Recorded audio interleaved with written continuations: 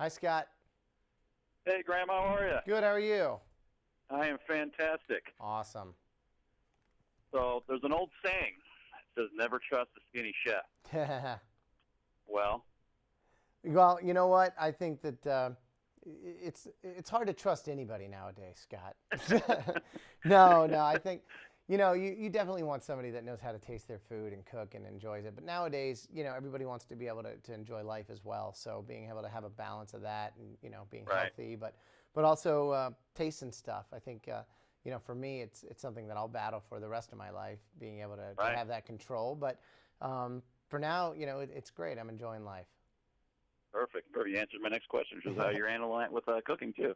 All right, so let's talk about Master Chef real quick. Yeah. Is it hard to see good chefs go because they, how the competition is set up? Somebody could have gone farther, but, they got on a losing team or Yeah, they blew one. it's so You know, funny. I was just talking to somebody about that, and the idea that you have a front runner where we're all thinking, oh, it's going to be Steve because he's so incredible, he's got this, and then on a losing team in a pressure test, it's a souffle challenge, and his completely fell and was undercooked. It's like they got to go, and right. it's not like you take a liking to them, and you're always sad to see someone go, but when you know that they've got this great skill set and just kind of got tripped up, that's Right. always a rough one.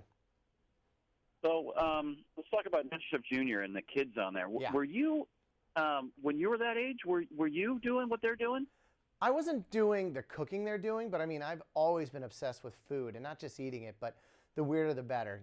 I got to go to all Right. 50 states, grew up around the world with my dad in the Navy, so got to try things like eel and octopus and monkey and wild boar, all those different things, and love the idea that the weirder the better. And being able to play in the kitchen, to see things like that. I remember in middle school doing home ec as a class so that I could learn to cook some things. I've loved food for a long, long time.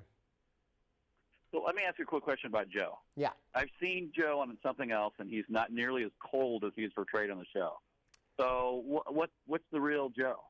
I think Joe is kind of who you see. And, I'm not sure if in the other show he's like a little more laid back. I mean, Joe loves playing guitar. He does all kinds of cool stuff, but he does not suffer fools. He will come Right, on right. and especially GrillinFools, Scott. Hey, no. No, but There you go.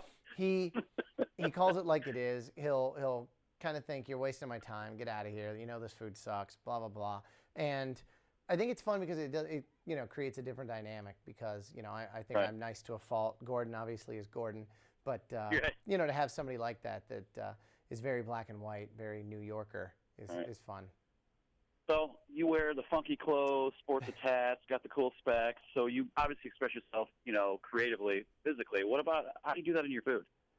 For my food, I think it's being able to. I always say, if it's not broken, break it. How do you make things different Nice. and fun? So we push the envelope. We look at things that people understand, and then how do you twist it around? So I've got dishes like the burger here, the roasted chicken that we grill with watermelon and olives, and different Right. things that when you taste it, it makes sense. But again, it's kind of put together in different ways. But And when you I, say it doesn't necessarily make sense because right, watermelon and olives does not make sense right. But then when you verbally. taste it, and it's like, oh, it's sweet, Right. it's salty, it's got Sweet and this. salty. Yeah, Yeah. right. It makes sense. But when you So first say it, you go, what? right. Yeah. So that's what's really fun is to try to trip people up and they try it and you convert them. So you got any tips for the backyard griller? I do. I think that one thing is I tell people if you're going to do a burger, then you make sure that you put like a little ice cube in the middle of the patty so that when you cook, it doesn't get overcooked in the middle. It keeps it nice and pink. Nice. The other thing is understanding to have the grill almost like two different temps, one side smoking hot, the other, a Right. little more medium heat so that you can control that heat, get some char, but Two then zone. make sure yeah, exactly, two zone, get it cooked, Yeah. nice and mid-rare.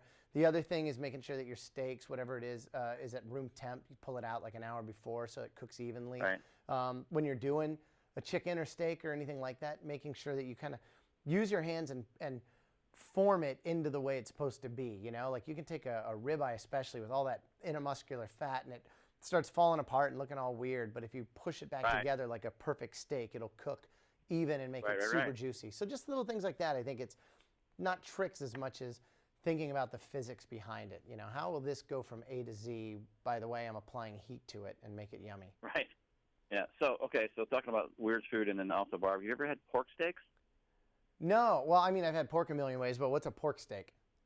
It's a St. Louis kind of a delicacy. It's Oh, okay. you know, it's basically it's a pork butt, you know, pork shoulder that you slice into steaks, and then you smoke them indirect, and then you sear them and you sauce them. So there's a million ways to cook them, but it's kind of a St. Louis thing, and Nice. most people from around the rest of the country doesn't know. And I almost ask everybody, you know, have you ever had a pork steak? You know Who hasn't? what's funny is we just got like a ham in, and it was a smoked Yep. ham, but I'm cutting it like 3 inches thick and cutting it like into like a Right. little circle shape, and then basting Okay. it with butter and garlic and herbs and roasting it so it looks almost like a pork filet mignon, but it's like ham. So I got to try this pork I'm in. steak. Yeah, I want to look at I'm it. in. It sounds fun. Come to St. Louis, man. I'll grill Deal. you some up. All right. Deal. I love it. So what else are you working on right now? I have my first ever cookbook coming out in the fall. A new show starting Nice. tonight on the Food Network called Craziest Restaurants in America. You know, just basically a lot of new fun projects, but you know, I also with the fam love just cooking out. So getting on the grill, you know, doing things. You know, I love right now doing different pairings, different drinks. So we're doing the Mike's Hard Lemonade, and they're doing new drinks from all over the country. So we've got peach, we've got hard cider, we've got black cherry, and thinking of how that works Nice. well with food as well. You know, instead of just a traditional beer or you know, lemonade, it's okay, how do we make it fun? How do you get a little buzz with it, but also great flavor? Right. So how often do you grill out? How often do you just, you know, throw something on the grill at home with the family? At least once a week. You know, I think that's the big thing. Is I'm lucky enough to live on the south side of Chicago, and I get a big yard. So getting Right. friends, family, everyone over there, the kids, and just doing some fun things. I think what else is great is having music. So, you know, whether it's your in-laws coming over, so you're going to put on like, you know, some Beatles and Stones, or it's friends and you're going to do like Jovi and Journey so they can sing along. Like having a great atmosphere is very important. Okay, well, that's all I had. I Cool. appreciate your time, Chef. Awesome, Scott. If you need any of these recipes or ideas, you go to tastingtable.com/Mikes and you'll get them. I'll throw a couple of those up when I put the interview up. Thanks, All Scott. right. Thanks. All right, Bye-bye. bye.